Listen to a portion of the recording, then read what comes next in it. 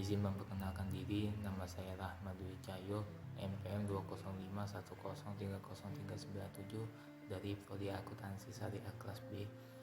Saya di sini akan mereview jurnal materi barang temuan atau Lukota memenuhi tugas UA Fikih Muamalah Budian Mukminatah Hasimi SEI MESY. Judul Pemanfaatan Lukota menurut Hukum Islam atau Komparasi Mazhab Imam Hanafi dan Imam Syafi'i. Nama jurnal Hukum Islam, volume dan halaman nomor 21, halaman 162-182, tahun 2018, penulis Zainal Abidin.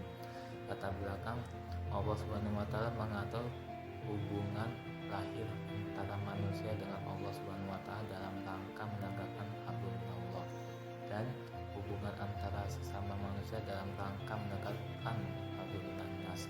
Yang keduanya merupakan misi kehidupan manusia yang diciptakan sebagai khalifah di atas bumi.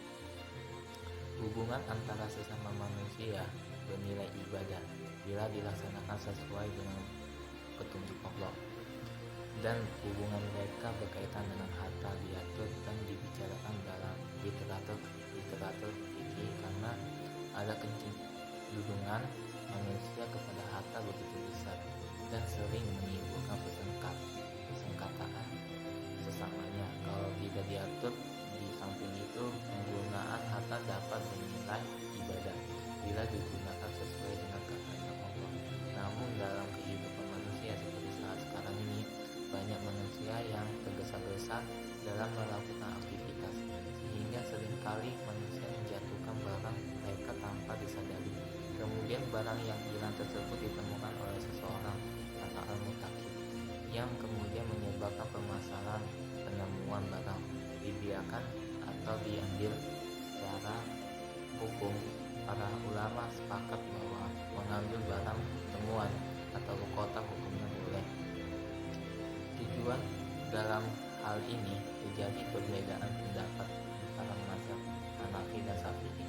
Oleh karena itu, penulis akan membahas permasalahan pemanfaatan lukota komparasi antara mazhab Hanafi dan Syafi'i tersebut dengan beberapa macam pokok pembahasan mengenai lukota, mulai dari definisi, rukun, serta jenis-jenisnya, sesuatu yang dilakukan pada lukota, dan pemanfaatannya. Yang pertama, definisi lukota. Kata lukota dalam kamus Al-Azhar diartikan dengan benda yang tertinggal dan tidak arti serta tidak tahu siapa pemiliknya. Menurut Syekh Syahid, lukota adalah harta terlantar yang tidak diketahui pemiliknya dan biasa dipergunakan untuk harta selain hewan. Untuk hewan biasa disebut zalla. Lukota dengan dipantah huruf kof mempunyai arti sesuatu yang hilang. Lukota merupakan harta orang Islam, sedangkan ditas untuk temuan orang non-Islam. Menurut Hanafiya, harta yang ditemu dan tidak diketahui pemiliknya jadi lukota. Harta selain hewan yang terlantar ataupun tertinggal dan tidak diketahui pemiliknya, atau lebih mudah dikatakan sebagai barang temuan. Yang kedua, rukun dan jenis-jenis lukota.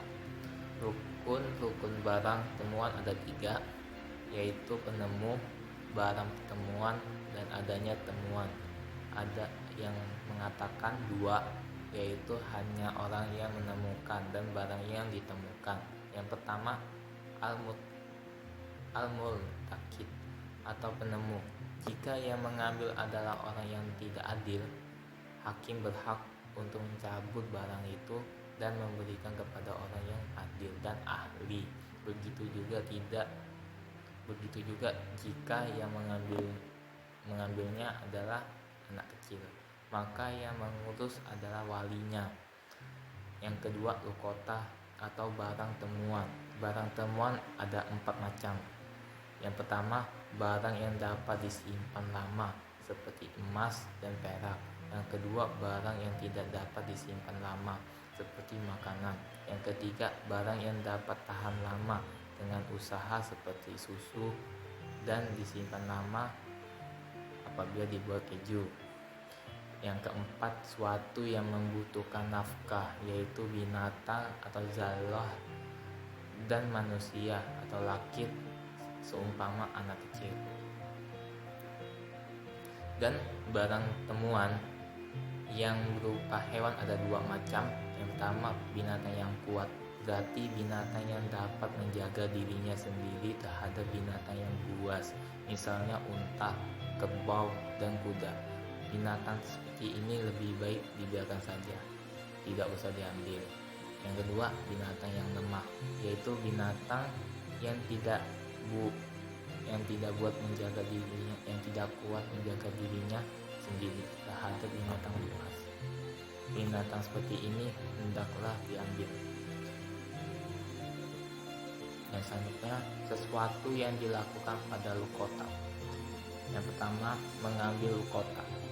Safiyah atau Syafi'i dan Hanafi atau Hanafi sepakat bahwa lebih baik mengambil barang temuan karena menurut mereka salah satu kewajiban seorang muslim adalah menjaga harta muslimnya. Berbeda dengan Malikiyah dan Hanabilah yang berpendapat lebih baik tidak mengambil. Alasan mereka yang penemu tidak bisa menjaga barang temuan dan berkhianat. Namun jumhur berpendapat bahwa jika belum berjumpa dengan pemilik barang, maka temuan tersebut sebagai amanah dan dijaga.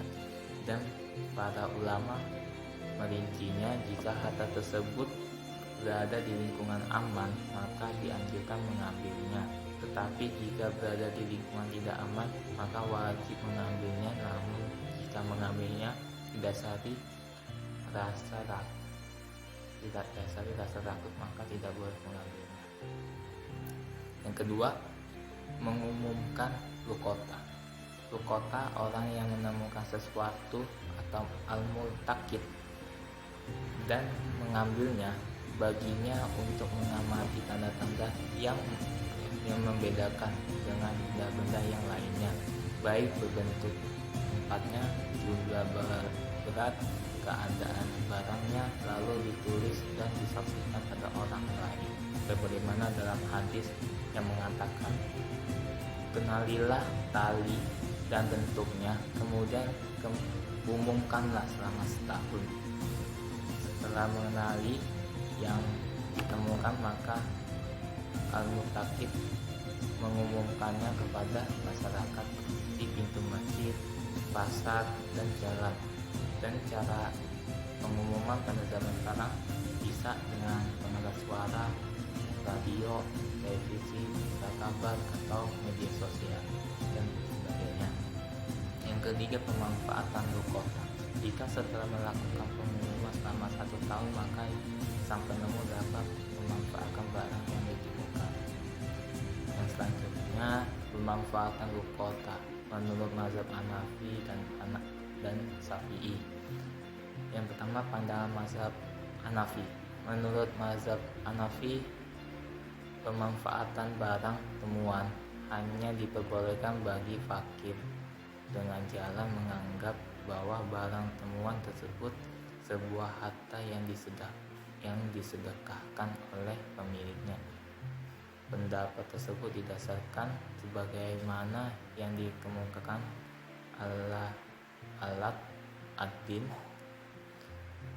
Abu Bakar Ibnu Mas'ud Al-Kasani Al-Hanafi bahwa pemanfaatan harta muslim dapat seizinnya, tidak diperbolehkan kecuali ketika terdesak, dan tidak ada terdesak ketika kaya. Jika sang penemu adalah orang miskin, menurut Hanafi bisa dimanfaatkan olehnya atau diberikan kepada orang miskin yang lain.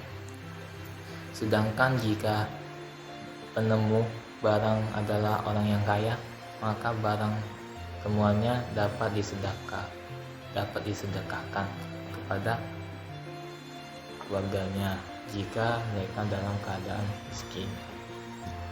Dan batasan kaya menurut ulama mazhab Hanafi adalah seseorang yang memiliki harta satu nisab.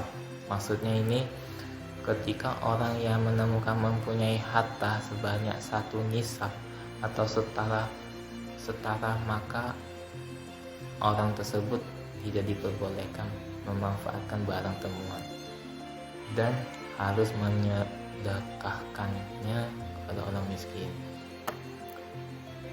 Yang kedua, menurut pandangan mazhab Syafi'i mengenai masalah pemanfaatan luqatah, mazhab Syafi'i berpendapat sang penemu baik kaya atau miskin dapat memanfaatkan barang temuan. Sebagaimana pendapat pendiri mazhab Syafi'i yang tidak lain adalah Imam Syafi'i yang diperkuat oleh Imam Al-Muzani, bahwasanya orang yang menemukan barang kaya ya ataupun miskin dapat menemukannya atau memanfaatkannya mereka berdasarkan pada dan menolonglah kamu dalam mengerjakan kebaikan dan bertakwa. Syafi'i berpendapat lagi bahwasanya sang penemu tidak memandang kaya ataupun miskin dapat memanfaatkan barang temuan karena mengambil keumuman hadis di atas. Mereka berkomentari hadis yang memerintahkan untuk menyedekahkan barang temuan, bahwasanya barang temuan tidak dapat diserupakan dengan zakat karena pemilikan dan pemanfaatan zakat tidak adanya ganti, berbanding balik dengan luqatah yang dimana penemu memanfaatkannya. Sekian, terima kasih materi dari saya atau mereview jurnal barang temuan atau luqatah ini. Sekian, terima kasih. Wassalamualaikum warahmatullahi wabarakatuh.